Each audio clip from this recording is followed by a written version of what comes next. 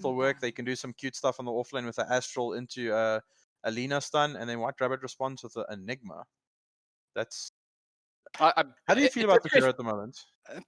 I'm a play-by-play caster, not a hero. I love it always. It's it's right up there with big ravages and big RPs, and you don't get many big RPs these days. So I'm happy with it. I actually don't mind it here because it also has a very interesting engagement with the Winter Wyvern. If you get off a fantastic Wyvern ulti, you are guaranteed a fantastic Enigma ulti, and it gives him all the time in the world, even before he's got the Nags, for example, or a Shard, which would Shard would be amazing, right? But even without the two core parts of the hero, you can just walk in, put down your Midnight Pulse, and take a moment to decide who you want to ulti, and where you want that ulti to be, and who's the people who can interrupt, etc. It's a fantastic potential setup, but certainly easier said than done. And you're probably going to find that curse is forced out on many occasions. It doesn't allow for Enigma to wait back for it.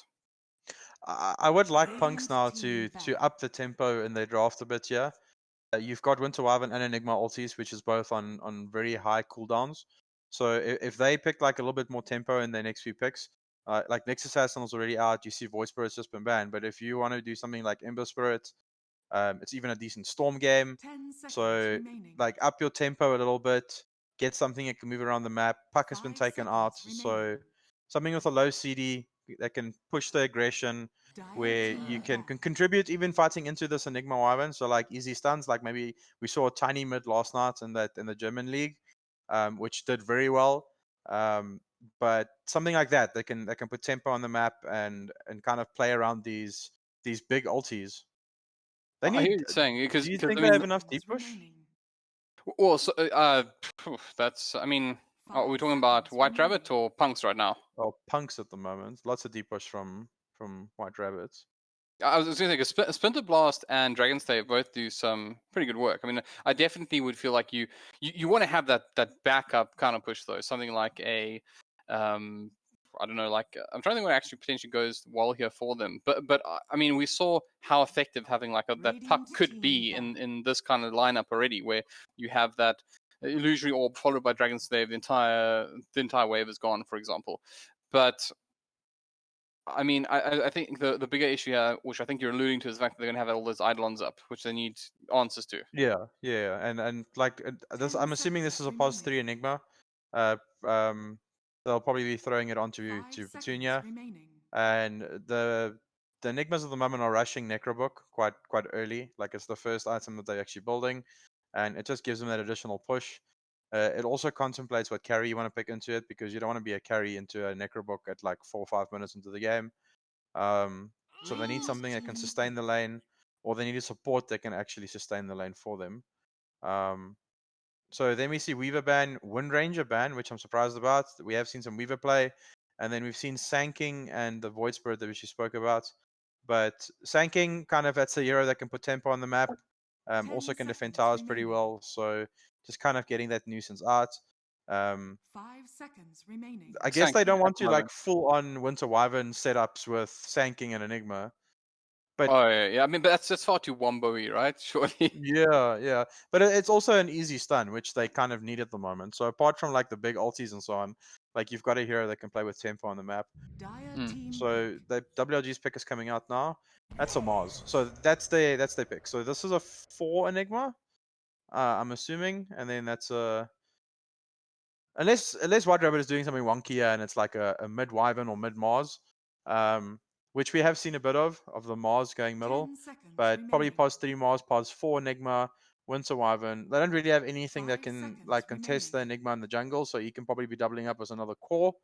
And then what is PunX going to do to react to this Mars? They can do something simple now. They can do like Juggernaut, Witch Doctor. Monkey King is still in the pool, pretty decent against Mars. So I feel they need something to also control the zoning. I mean, this is actually, I like this. I like something. I think I was gonna say that I really would like something that just is a consistent and reliable way to interrupt something like an Enigma from a safe distance away. And I think Warlock gives you exactly that. The counter initiation is a big one. And if you think about the way the White Rabbit game might throw themselves into these fights, you can set up for amazing fatal bonds. And even at this point, when I think about how, potentially you have this Wyvern open up, and you set up an arena blood around it with Enigma waiting to just sit in the middle. Obviously, you probably won't see all three of those spells at the exact same moment because it would be a waste, but even Upheaval is valuable then because of just how condensed everything is into that area. It's also a BKB piercing stun, so if Enigma eventually gets Black Hole up with a BKB, like the Warlock ulti can still stop it from going off. And that's also contributing to their deep push. Like he can just like Fatal Bonds the Eidolons plus the Necrobox, and then Lina can clear it. So there's like little things going on here to push up their draft, which is a really good Lone Druid pick. I like the Lone Druid. This Lina can't do much against the Lone Druid. OD is pretty okay, but it's more for saving purposes. So this Lone Druid, do you think this is for MD or for RDK? It's probably an RDK Lone Druid, eh?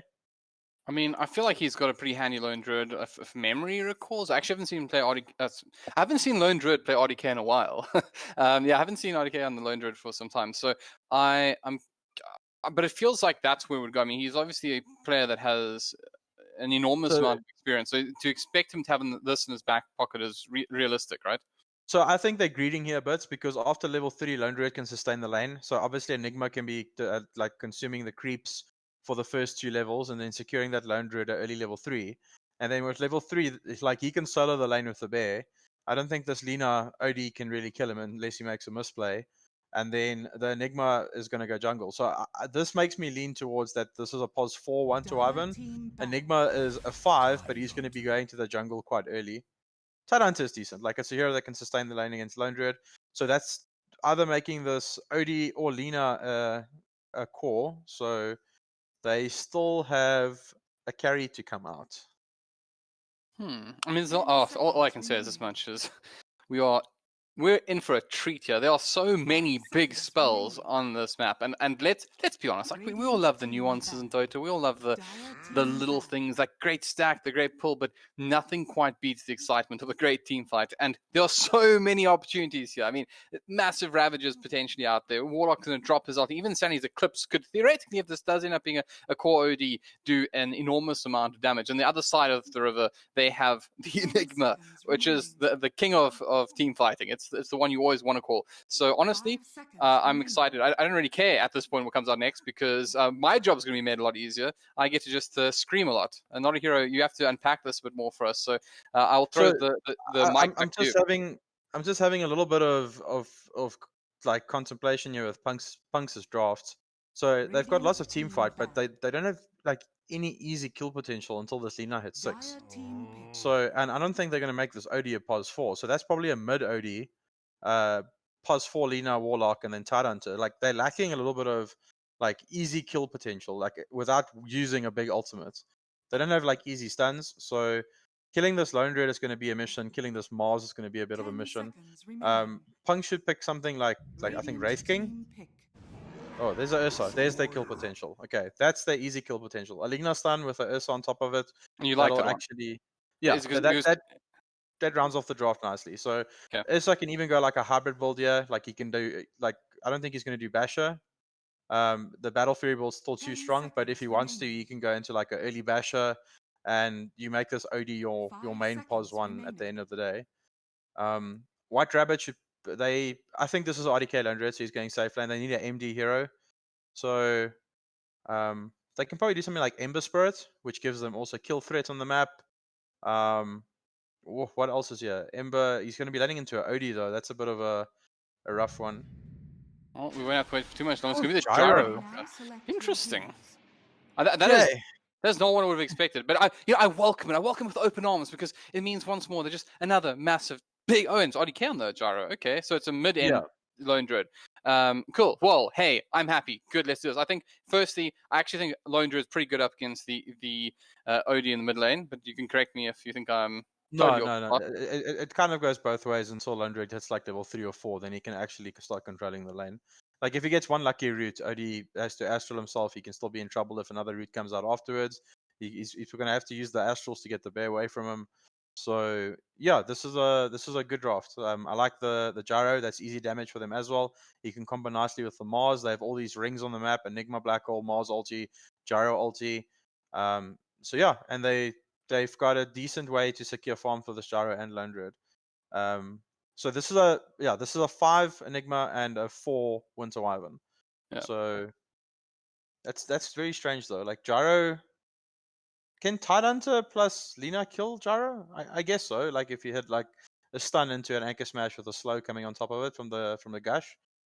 Yeah, So just so we have a moment, I also wanted to say one thing is that I also really do like the fact that Jarkov is going to allow you to fight a lot more, right? I mean, the big probably question mark I always have when you have an Enigma is the fact that you have this massive cooldown. It's a massive cooldown hero, right? Like it's something that you know that you can play around if you're up against one. And I really like the fact that in this case you have something like a Gyrocopter, which is like almost always ready to go, right? So it gives you a little bit of backup in that sense.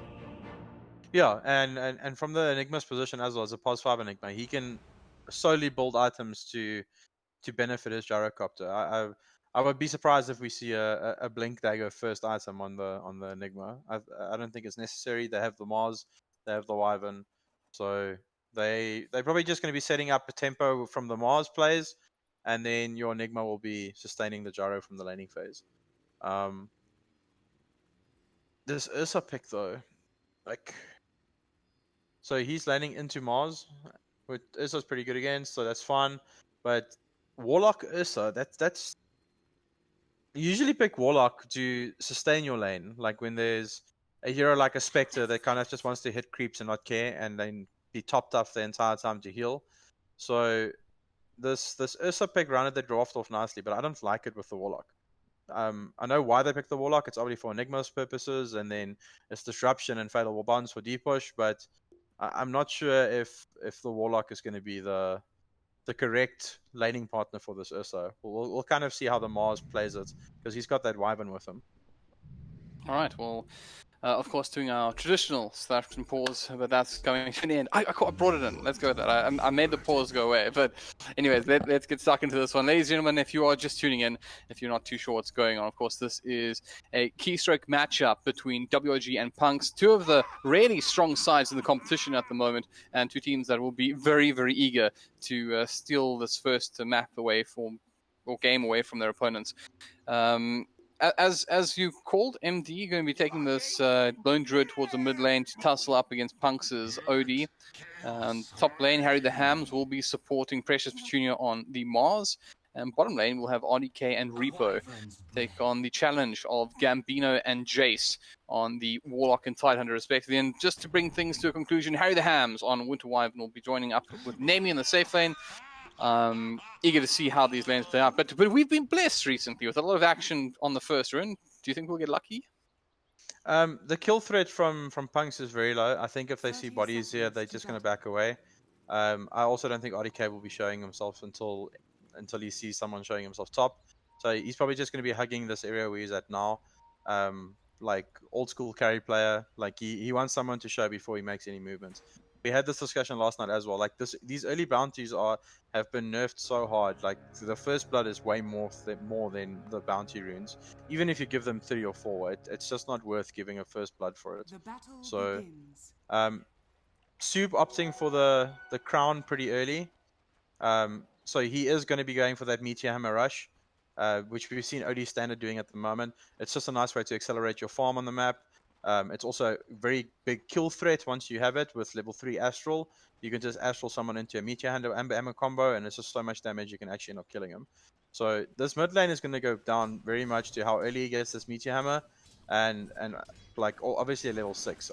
Lone Druids don't really want to be skilling true form at level 6 these days, but I think he might have to do it just to survive this OD's combo. Alright, well, let's see if he can make it work. Soup immediately looking confident and making sure that he gets the first range creep as well. Top lane. I think this one might take a little bit longer to get interesting. I mean, Jace obviously, I mean, Harry the Hands, Jace battling off the top lane is almost irrelevant because they both have heals. I mean, not yet for sure, but you know, that neither of these two supports really care about harassment, and they're trading it at the moment. Bottom lane though, a couple of Eidolons already up, so Repo would love to get himself some extra friends. Repo is trying to get as much harass onto this Lina as possible with these Eidolons. So he's playing it the correct way. At the moment, Lina can't really clear these Eidolons yet because he's still level 1, but when she hits level 2 or 3, she can actually start curing them quite effectively with Dragon Slave, Fiery Soul, and the stun. I am surprised to see that he skilled the stun level 1. Usually Linus holds the point, and then in the lane you can just get Dragon Slave to secure the range creep for your core. And then we've seen like Dragon Slave with 2 levels of Fiery Soul even before a stun comes out, even on the support Lina, because then he can just trade hits with the attack speed buff. Well, bottom lane, they do once again engage here. I want to point out as well, I think 3 Eidolons actually going or being killed off by PunX in the bottom lane, so not ideal. Backlines that do once again re-engage onto Lina, but it's the Gyrocopter RDK who's taking the most pressure at the moment. He does have a healing cell, so he realized as long as he doesn't get caught out again until that comes off cooldown, he will be a-okay. Repo is still tending to Nibbling Monkey. In this mid lane, the Lone Druid is actually out-seizing the OD, but I think some of it is jungle creeps. He is rotating towards the jungle back and forth. So you're looking at 12 to 10. So pretty even at the moment. Excuse me. I thought there was more there. Okay, well, one thing I did notice is that the bear having a hard time. That's already been resummoned by MD, so a lot of pressure being placed on it. Obviously, a fairly hefty cooldown, so he's got to look after it now. Really got to protect and make sure that Soup doesn't find a nice kill onto it, or kill onto him for that matter would be even more brutal. But so he has a TP on the bear. If it gets low again, he'll probably just be TPing it back to base and resummoning. He is getting the levels that he needs, but Soup getting. Okay, I would say he's about a quarter to this Meteor Hammer. You should look at around about a 6-minute timing. That's where his kill threat's going to come in. He can probably rotate the Lina middle. They can do an Astral into a stun combo with that Meteor Hammer. And then top lane, Nemi taking quite a bit of damage. Warlock has popped his heal on him. But he's going to have to be back now because they're harassed from this Winter Wyvern. So the hero is very slow laner, but once he has Arctic Burn up, he does so much damage. It's probably one of the heroes that does the most damage on level 1 against like strength heroes. This was an edgy hero, obviously, but like Wyvern harass is not fun. I hear. I mean, to be fair, it also feels like he handles like a strength hero. So I totally understand what you're saying. Yeah, high armor, but he's burning percentage-based HP, so he doesn't really care about that armor stack. The Tyrant is like messing with Enigma bottom a little bit. Very stagnant. This like you see in the Lina rotating middle. Oh, is it just securing the rune? Oh, you took it. No bottle on Soup though. Like going straight for the Meteor Hammer rush. So just making sure this bear doesn't get a rune. A haste rune or something to rotate to the side lanes. He picked up the illusions and he's making his way back down bottom. They actually find Reaper here. Nibbling Monkey not quite in range to connect with the Light Striker race, so has to settle for just a little bit of extra damage. But that combination is still available, still a mango on Gambino. And I gotta say, that's actually just one of those old school kind of, slow into stun combinations that work so well, especially with a Tidehunter doing a lot of damage with Anchor Smash. And unfortunately for RDK, Gyro's range makes him quite vulnerable to being caught out by those. He has to be very careful. And maybe one Anchor Smash leading into a Gush, leading into a stun, leading into another Anchor Smash might actually put the hero in, actually very likely to kill RDK. So does have to be very careful in this bottom lane. So the Tide pick against the Gyro is pretty nice as well, because other heroes always are kind of in threat for this Gyrocopter with the Rocket Barrage. But Tidehunter is one of the heroes that can sustain it a little bit more. I'm not saying that the Gyro can't kill him, but he's obviously way more tanky. He hasn't opted for a level of Kraken yet, though. He doesn't. I guess he doesn't feel pressured. He went 2 levels Anchor Smash and then a level of Gush. So not much harass coming out from this Enigma support. So he's just feeling that he's going to rather get the Gush damage, so him and the Lina can probably set up a kill soon. Yeah, I mean... That's a very fair point. Also, I don't think there's no real, as I said, there's no real threat. Like I can't imagine him really being worried until there's like a level 6 Enigma on the field. I don't think this Tidehunter feels very threatened. Obviously, RDK does a fair amount of damage with Rocket Barrage, but it's still unlikely that they're going to bring him down. He's got the stun to back him up. But, life will be. Life should be pretty good for him. The biggest concern I would have for Gambino right now is just managing resources. Just make sure you have enough mana to take those opportunities. And right now, he does have that one mango, but as soon as that's down, he's actually quite shy on mana. And he also wants to spam those Anchor Smashes as much as possible. So it will be interesting to see how he deals with that. If he brings him some clarity, some more mangoes, or if he looks for something to give him some passive regen. So you see RDK on the Gyro is rushing this Falcon Blade. Really nice for the heroes. A little bit of mana regen, a little bit of HP, and then like some cheap damage. So a lot of these carries are going. Oh, are they going to kill this Enigma? He's in trouble. He has overstayed his welcome, and he should be brought down here. Gets off whatever he can, but that is your first blood, and it's a very interesting timing as well, because it was just before the 5-minute rune, so that means that Nibbling Monkey can get around to that one very quickly. And at the end, oh wow, they picked up all Got all 4. four. The Warlock rotated straight onto the top one. Wyvern doesn't have a stun, so Warlock didn't really care. They're going on Ursa top. They got to make this count as well, because that does hurt. WG, that gives away a lot of the advantage they had earlier. Nemi realizes he's in trouble, but will get some additional support coming in from the Lina. They're not able to finish the job. Can they turn this one around? Jace and Nibbling Monkey, very unlikely to be able to effectively kill either of these two heroes. And that rotation in a way might be worth it if they stay alive in this top lane. As in, for if WG. Petunia had an angle on the spear there, this Ursa would have died. It was just so close. Like you could see, he was aiming for the angle, and he just didn't want to like force it because he was actually pretty low on mana. I think he had enough mana for one God's Rebuke or one spear, and he opted to try and get the Ursa low enough to God's Rebuke him to death. So if he had enough mana there and he had an angle for the spear, he would have probably. Bottom lane, they're going to catch out Gambino. He is alone down here due to that TP. He's trying to slow down RDK and deal as much damage as possible to him, but in the end, a lovely decision there. They realize that there's no way that there's a effective support going to make the way down. Even if the Warlock were to TP, it just isn't really likely that he can save him. And of course, you know, asking an OD to make that transition just to help an offlaner was never really going to come in. So nice aggressive play in the bottom lane, and they're going to even up the scoreboard and do a little bit of the damage from losing those 4 runes in the first blood. Yeah, it's a nice little like play by RDK and Reaper in the bot lane, knowing that the Lina TP top team communication, like instantly going on the side onto killing him. This Gyro is a full level above him now. He's got the Falcon Blade flying out. Oh, Ursa's going down top. That was unexpected. No fancy work there. I mean, the Arena Blood's still available. Only a level. In fact, I don't even think Splinter Blast was cursed there. Maybe it was. Maybe it was. Probably likely it was cursed. But definitely a surprising kill. So I don't think he regened up fully from the Warlock heal from the previous engagement, and I think he got hit by a spear and they actually popped him. So just back and forth trades by both teams, putting pressure on the carries. They're actually going on this Lina bottom. He's got a rocket flying onto him. Oh no, they're going to leave it. Yeah, this is far too deep, and they realize that Gambino would welcome them into his arms if they were to push there. But bear in mind that they've actually done a great bit of work here on the bottom lane as well. RDK is full level 6, but he's playing up against a 3 and 4 Tidehunter and Lina respectively. So this has actually worked out quite nicely for WRG. And of all the people on the map you don't want to be in a good position for PunX, it's probably RDK. Top lane though, more aggression happens as Jace on the sidelines does get off a pretty nice fatal bonds into both heroes, and I think that's enough to dissuade further aggression. But keep an eye up on Soup. He's moved towards bottom as well. He's going to definitely want to make something of this. He's got the Meteor Hammer. Did they spot him? Did they catch him on the side? I don't think so. I mean, but he's shown himself, so looks like he'll be satisfied with Reaper at the moment because he sets up for him. RDK though, ultis does a huge amount of damage. Could they turn this one around? In comes Precious Petunia with the Arena of Blood as well. It's 2 on 3, but they've used pretty much every resource they have. They're going to drop the hammer and it will be enough to get the return kill onto RDK. Another Light Strider raid does connect onto Precious as Harry the Hams gets involved now. And then find the first kill. Gambino though standing his ground. They will get the distance, but got to be careful of that. They're going to both get hit by this Anchor Smash. Not enough damage though. Gambino maybe baited into it and should eventually be run down here.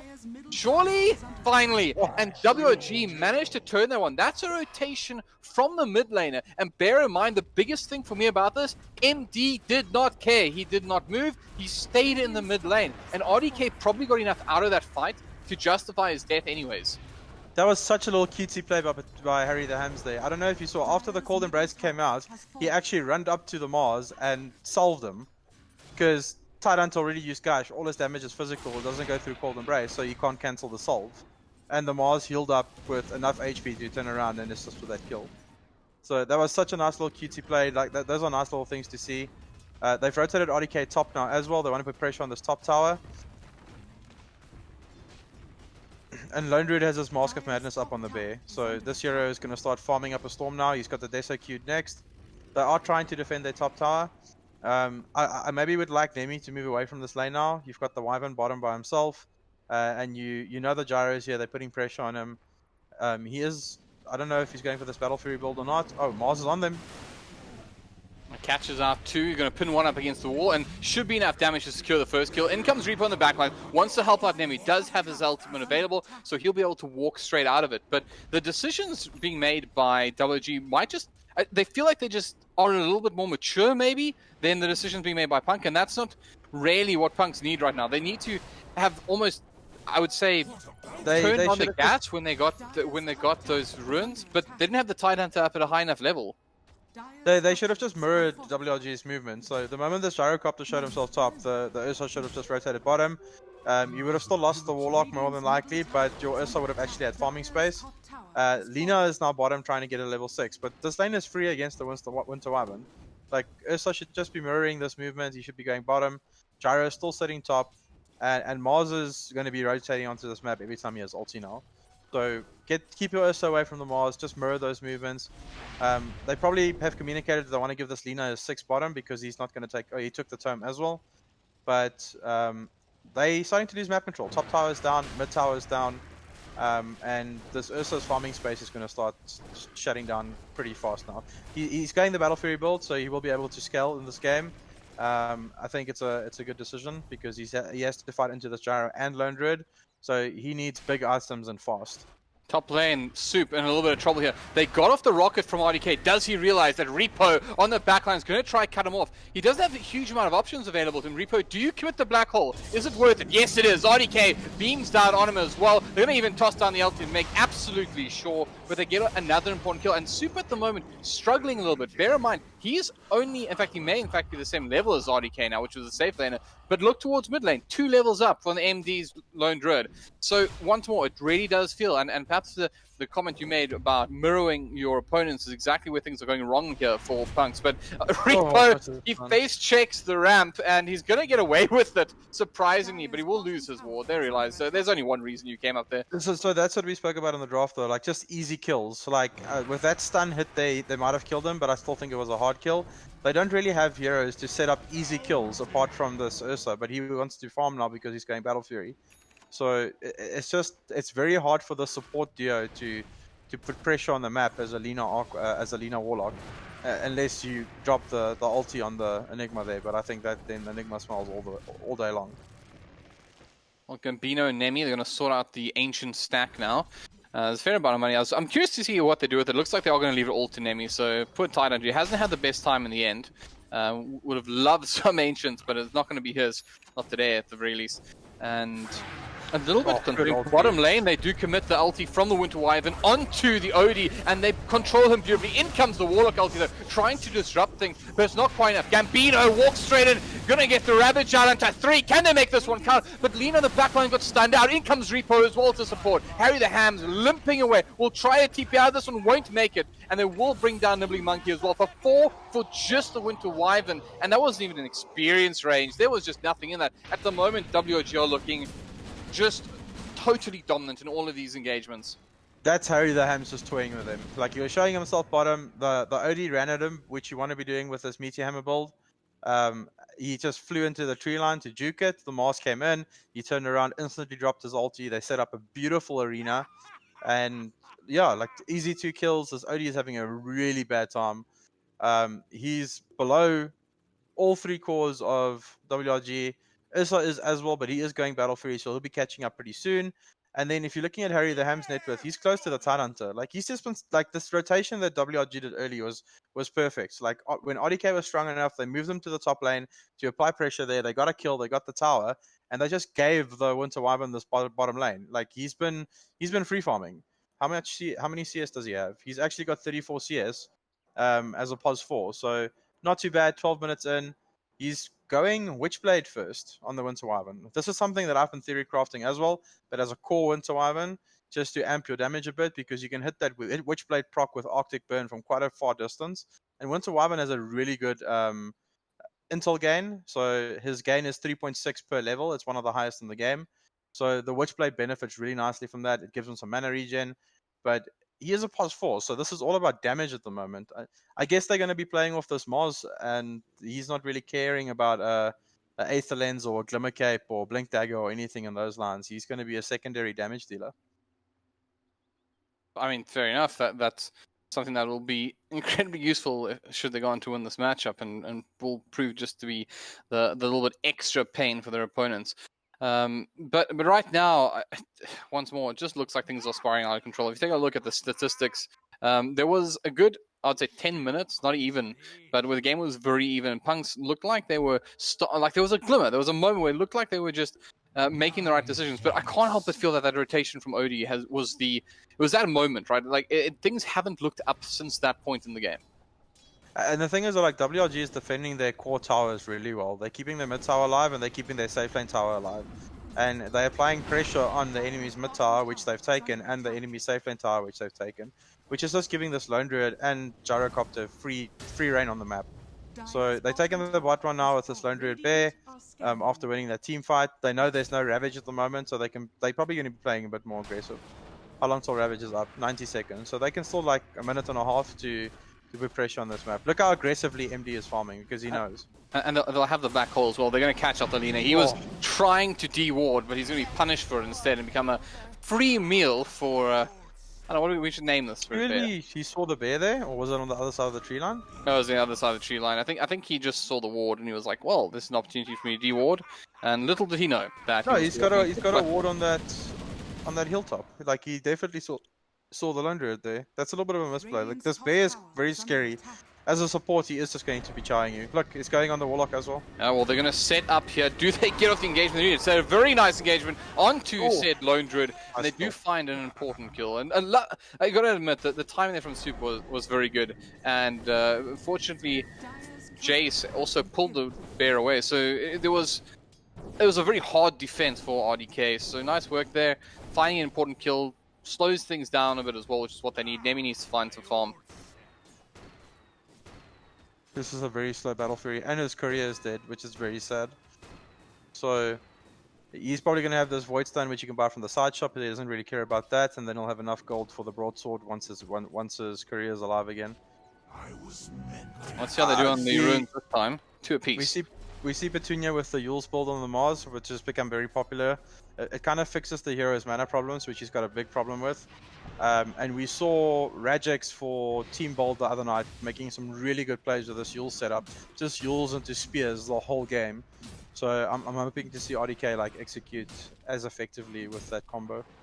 I mean, actually, it's as you mentioned, the Petunia Mars gives you more options than just the spear combination, right? You can also do the one that I thought was amazing, which was the Yules onto the actual wall of Arena of Blood. Though if you get that right, I mean, it feels pixel perfect. But we saw it a couple of times last.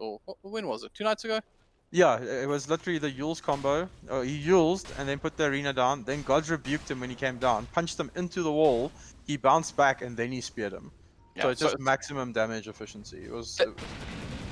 There's a lot of time to hurt somebody if you get that right. Yeah. They're actually rushing with this druid. You can solo rush. Yeah, I also got the Deso up, so happy to take someone on. Yeah, Nemi actually might find something useful here, but they catch the OD out on the sidelines. They still want to go into this though. RDK buys a little time, and he's controlling the Ursa as well. They're trying to bring him down. They get off a really good Winter's Curse. That's going to make it very, very challenging. But the Ravage is there. The ulti from the Warlock is there. The Arena of Blood is there. Who's going to win this one at the moment? It's all tied up here. Precious Petunia dancing around the arena as RDK, so MD starts touching himself to his opponents. They're going to find a couple here. Finally, they do manage to control the bear. It's 3 down a piece. I was talking about RDK. He's gone searching for some farm bottom lane. He's not interested in this fight, but Roshan still up and very likely will fall to MD now. He's got to be careful of this Dina though. Nibbling Monkey is around and he doesn't want to get caught out by him. But in the end... it was a 3 for 3 and they didn't take Roche, so not too bad, especially if you're on the back foot. You're trading 3 for 3 and you stop them from taking the Roche. Your Ursa didn't die. And if he died there, it would have been really bad for him. He's really close to this Battle Fury. I think that I totally agree with you, right? They stop the Roshan. They trade off with the kills. They were slightly they slightly benefited from the XP and the gold. So kind of a win. And they pick up RDK as well. So that's actually a huge little passage of play. And this is exactly what they need. And this is what I was talking about, where you have to outmaneuver your opponents sometimes as opposed to outplay them. And it's not just stopping the Roshan, it's finding the kill on RDK afterwards that really does a huge amount of work. But be careful, because WRG aren't responding the way you may necessarily expect after losing your one position. They're still hunting, and Pressure Tune's going to find a very easy pickup here onto the Lina. Be missing the spear. Soulfuels came in afterwards. There's a lot of time being bought here. They will probably bring down Nibbling Monkey. Gambino obviously doesn't have Ravage for a while, so he doesn't want a piece of this fight. Black Hole also expended, but the advantage definitely going the way of WG. They pick up another score. Yeah, this bear is terrifying. Lone Druid is such a dumb hero, man. Like, he literally doesn't have any items on his hero, and he just presses his ulti and gains an extra 1000 HP. And the bear is just so scary, it just destroys you with one Mask of Madness proc. Yeah, this Lone Druid is extremely scary. They're playing it nicely though, they're not relying just on the Gyrocopter. He's got the Falcon Blade Maelstrom going into an Ags next, so his damage is going to start ramping up as well. But this Lone Druid is definitely the pos 1 at the moment. Like, he's doing so much damage. And they're getting those kills without their big ultis, eh? Black Hole wasn't up there, they have Winter's Curse. I think the arena was still on cooldown. So it's really hard for them to take, like, now contest because there's no Ravage on Tidehunter. So they just need to give this Roche. I think one of the dangerous things as well was just pointed out in that fight, because when the Ursa ultied, he was just shut down. Because, sure, you got no damage out onto him from Harry the Hand's ulti, but it also didn't matter because he was unable to be of any threat. So you're trading off a support LT which controls all of the players around the battle for an LT on a one position who's now effectively, he's limping around. RDK will be tossed up into there, but he's going to be fine. They try to bring down the little minion. Rocket does not connect. Or did it? I'm not entirely sure. But Nemi's playing this correctly though. He's not joining this. Like, he's got his Battle Fury, he picked it up around 18 minutes. And he's just like farming now. They gave that tower, defended it as 4, tried to stall it a little bit, but this Ursa is going to ramp up his farming speed now, and then he needs a BKB. It's such a hard BKB buy game though as well, because you got Winter Wyvern and you got Enigma. So I'll be interested to see what he's picking up. He's got Treads and then he's got the Blink Dagger queued up, so I guess he's just going to go for the straight Abyssal play so he can like instantly kill someone. Oh, they're going to find the Lone Druid in the jungle? They catch him out here, and he's trying to do what he can, but they even commit the Ravage to this. They best make sure this man dies. He's still limping around. No, not like this. MD, he's turning his attention back into it. They commit everything, and now MD's on the hunt. He wants to find a little bit more out of this. They're going to bring in the Mars as well. Jace wants to TP out. He does manage to do so. But in the end, the damage done. They didn't have to do a thing after that. And they're going to be rewarded with the Lina at the very least. This time... Okay. Not just yet. Nibbling Monkey still on the run. Precious would love to undo... Okay, this is... This is not one for the highlight reels, but they will eventually bring down the Lina, and then they do connect with the spear. Took a while, but they got him. Got him. Yeah. Like, it was kind of almost like Petunia's memeing him. Oh, Ursa's running at this Enigma top. Well, Repo has to back off. They do manage to put a little bit of tower pressure on top, but this is such an irrelevant tower, and yeah, as I was going to say, they're taking so much damage. A lot of work done on the bear. Do they get it out? They do not. So you have to resummon it. It is down for 120 seconds. Can it make something of this? Gambino goes in aggressively. RDK though, he wants to do more of this. Goes straight back in. The Warlock ulti in the backline did a lot of work. They do also connect with the Fatal Bonds, but now the arena is down and they're controlling Jace. Gambino, he can't offer much. He just wants to be a big chunky man in the front line, but it's not enough. Nemi now, he gets caught in by the Black Hole. They'll control it. They'll take that one. They do manage to disrupt it though. Nemi trying to get back, but he's going to be brought down almost for free. RDK straight back in. They want to end this right here, right now. And a beautiful Winter's Curse comes out. It's going to keep everyone positioned nicely for them. Nibbling Monkey once more gets speared out of harm's way, but Nemi came straight back in, and Nemi will go straight back out. That's a dieback, and I tell you what, that's pretty much game. That is decisive. WRG are making a new home for themselves here in the PunX base. Yo, that was rough. Like, the problem is the moment that Warlock ulti went down, which I think was a little bit too... He was a bit early on the trigger there. The moment that ulti went down, they kind of had to commit because that's your big ultimate with your Ravage. And because of that going down, they felt they have to do something there.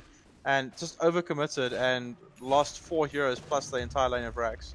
And only losing the Gyro. They popped the Aegis on him, and then they dropped the Gyrocopter afterwards again. But this Lone Druid stayed alive. the Mars is alive. Everyone else is hunky dory. And it's not going to get easier. We're looking at 14k. I think they lost the outpost XP as well at 20. They never took the tower back. And this Ursa is very far away from his next item. Like he's not having a good game at all. And his next item is queued up as a blink dagger, so it's not even going to make his life. I mean, Yeah. sure, it gets him into the fight, but then what? I mean, you got into the fight last time, it didn't matter. He needs like a BKB or something, but even the BKB, there's so much control for even the BKB. So yeah, he got almost full duration Black Hole there until the Yules cancelled it.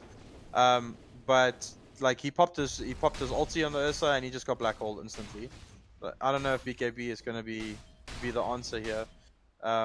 He needs this Blink Dagger and then he needs a Basher or an Abyssal Blade before he can actually climb onto this Winter Wyvern or Enigma and just kill them before they get their spells off. I mean, I don't know how they take fights at this point, because... Oh no! Harry the Hams comes in with the Winter's Curse. He wants to bring down a Warlock before they can respond, and Repo gonna make sure that he gets his little piece of the pie too. He drops the Midnight Pulse, but he'll leave the job to the cause, as MD and RDK are there for the damage, and now they have the Ravage up in 30 seconds. They can probably defend that when that comes up, but it looks a little bit hopeless right now. PunX just don't have the damage. Even if they do manage to get the Blink Dagger out onto the Ursa for the next fight, which is very unlikely at this point. Harry the Ham is feeling it. Like, look at his items. He went Brown Boots, Witchblade, Blink Dagger, and then he's the one that took the Implore. Didn't give it to Gyro, or didn't give it to Lone Druid. Like, your pos 4 Winter Wyvern with Witchblade has an Implore. He wants to, like, solo kill people. Like, even why not? He's got more net worth than the pos 3 on the other side of the river, so yeah, why not give it it a big margin? Why shouldn't he keep it? Alright, WG on the high ground again. They're doing a lot of work on this bear, but it's just not enough. They probably have the resummon by now. Yes, they do. So 2 bears they're going to have to deal with. And they're not even going to overstay their welcome. Roshan's not too far away, so they might just hang on to that, and not a reason in the world to push it. They're just going to choke the map now. They're going to like hug the dire jungle. They might probably rotate 1 or 2 heroes into the triangle as well. Push out the bot lane, get that bot tower, wait for Aegis to spawn, and then they're going to go high ground again. They're comfortably ahead and they know it, but I don't think they need to be forcing this. I'm trying to think what items is going to come out to help them with this. Tidehunter has Mana Boost Blink Dagger, so he's very far off his next item. I don't even know what you go here, like Guardian Greaves, Shivas, or does he just contribute like a Yules or something like that as well? The thing is, we're talking about these characters, but even Soup has got very little to his name right now. You can't fight these fights anymore. The only way to win this Dota game, if you want to hope, is to not fight the fights. And you're going to have to play some kind of sneaky Dota, push out the lanes, make it challenging for WRG to get into a position where they can just man fight you. Because right now, a 5-on-5 fight, you're going to lose. And you're probably not even going to get that because the smoke comes out and they're scouting things out. RDK in the front lines, they're going to find the connection onto the Lina. And the fear is there. This man never dies though. Nibbling Monkey stays alive a lot longer than they should. But I don't think he's going to find a way out this time. And once more, they are actually looking potentially go straight up towards the top racks. And the pings are there, so they're going to do just that. Lina down for 40 seconds. An important stun missing. You need every little bit of it right now. I actually feel like maybe you just drop these racks. I don't think it's worth trying to contest these. I was going to say I don't think it's worth even trying to fortify them, but they actually have commit that. But what are they going to get out of the deal? Maybe they're looking to deny with the fact that Nemi pushed out the lane, but it looks like WG do not care. They find both. Can they find something out of it? They're going to toss up the Spirit Bear into the air, but not even connect with the Light Striker race. So they TP'd the Ursa back for that. Like, he should have just kept on farming. They TP'd him back because they probably wanted to make a play. He's got his Blink Dagger now, but you TP your Ursa back that really wants to start scaling with farm, and you still lose the lane of racks and nothing is happening afterwards. They kind of needed a decision what they need to get back in the game. They're looking at a smoke play, but they're smoking into all these big ultimates. They have theirs as well, but you've got Enigma up with a lot of farm, got Winter Wyvern up with a lot of farm. This is going to be a hard play. I guess they're trying to try and win the game. I mean, like, this is kind of painful because yes, you should kill the bear. Oh, please! Oh, thank goodness! Thank goodness! It would have been too cruel. It would have been too cruel if that bear hadn't been killed. But at the same time, who cares? The bear's back on the map, and he's not going to die in 2 minutes. So it wasn't what they needed. You need to. I mean, you need to keep people out of your base. Granted. So in one way, at the very least, WG on pushing right now. So cool, and that's probably what you want most. like Roche is up, they're gonna just like secure the Roche and then probably go for another push. Yeah, I think that might be all they right at all she wrote at the end. Then Precious Opportunity proving that he can, in fact, hit Spears of Mars. Will solo Jace in the bottom lane, make getting that Roshan all the easier. Game to be a Warlock. Like I like Warlock, but as a hero, like what do you do in a game like this? Like you kind of just sit behind your cause and hope for the best. Hope something happens. Yeah. I, for one, am a massive fan of Stephen overall. King. So perhaps you you read a Stephen King novel in the background whilst you wait for somebody to shout Warlock ulti in an angry manner. What novel are these people reading at this time of the night when just like as I said, Stephen King, a fantastic author, and he writes just horror stories. And you know what's the difference right now? Not a hero. It's a horror story here as well. Oh, the back hole commit as well onto 2. They do get the interruption though. Can they save him? The Ravager's there. Soup's still alive. Can they turn this repo very low? But they're not able to finish the job. Gambino realizes that he has to start backing off. RDK will be controlled in the back lines, and they will manage to keep Soup up for a little bit longer. But they lose 3 regardless. They lose the Golem, and most likely, if we're perfectly honest, they lose any chance of taking this game back because although it was hopeful for just a moment, they didn't get the damage done they needed. And look at RDK with the Aegis, does not care, walks straight up the ramp. Like there's small little things in this game which is costing them. Like this Tidehunter, like he went for like an old school build with the mana boots blink. Oh, Ursa's been ulti top. Yeah, they're just setting up for this, but he does have a little... Oh, I was going to say has a little bit of support from Soup, but Soup will be crushed instead, and Nemi does get the ulti off, but he's tossed into the air, and they just surround him. Nemi brought down, brought to his knees, and ladies and gentlemen, I can tell the future, and that's GG, cool. And there it is. I think he beat Harry the Ham's playing really well on this one, Ivan. Like, really well. But yeah, like I was saying, like the Tidehunter went for this old school build with the mana boots into Blink Dagger, where we've seen like a lot of the pro teams in the EU division, they opt for the phase boots into the hood. It just helps you farm a bit. You've got more sustain. The phase boot actually gives you a bit of damage as well. And that last engagement, if his anchor smash had like a little bit more damage, he actually would have killed like the Enigma. And they just lack damage. But it goes back to their draft. Lina Warlock duo supports them any favors. It couldn't apply any pressure on the map. Where we saw the moment Petunia hit 6, him and this Wyvern and this Enigma were just causing chaos all over the map. They utilize their spells really well. They utilize the heroes really well. They just needed a bit more tempo on PunX side. I think it was a bit of a slow draft. I tend to agree. The thing is that for the first, I want to say 10 minutes. I feel like it was roughly 10 minutes. Somebody will correct me and say, no, Hilbert, it was actually 5 minutes and a few seconds. But, you know, it was 10 minutes, really. And it felt like 10 minutes. Where PunX were, I would say, in control-ish. That's probably the best way to describe it. Control-ish. They looked like they were doing well. They were getting enough out of the laning stage early on. And then that rotation came in from Soup. They tried to force the issue bottom, and it was a disaster. And then it felt like they spent the rest of the game trying to catch up. I mean, Soup's original item, the first item he picked up in the game was the Meteor Hammer, and he effectively rushed it. By the end of the game, your mid player was unable to get further along than a Blink Dagger and an incomplete BKB. And you look on the other side of the river, and he's playing into just exceptional items. I mean, you had like a full Abyssal, Deso, Mask of Madness, Phase Boots on the Bear. You had RDK with the Aghanim's BKB, Maelstrom, as well as the Falcon Blade. I mean, there was so much available. It becomes so hard to play Dota at that point.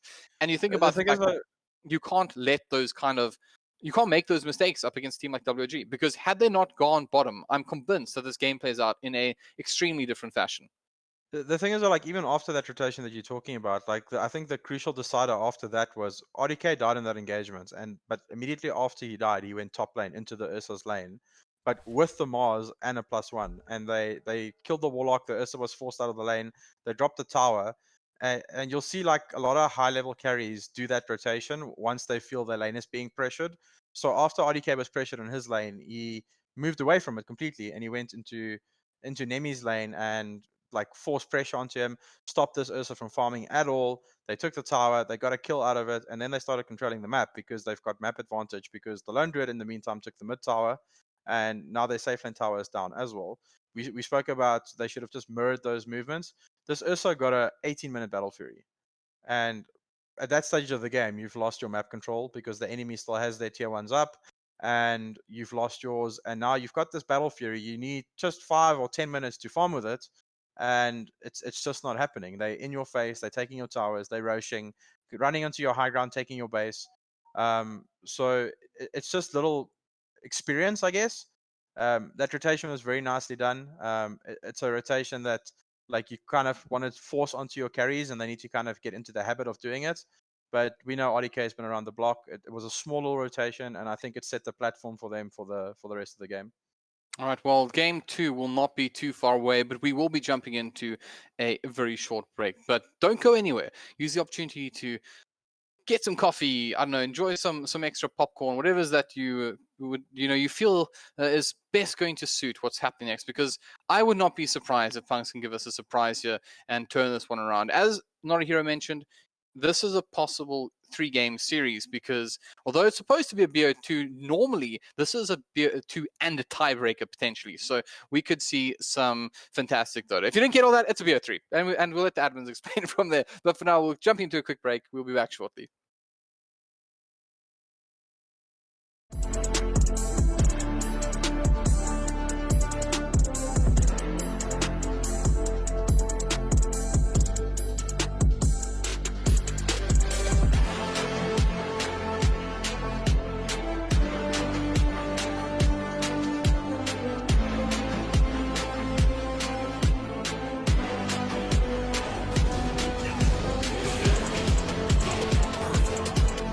Puffy's going to come in, push him here. He's going to find him. Unfortunately, not going to find all the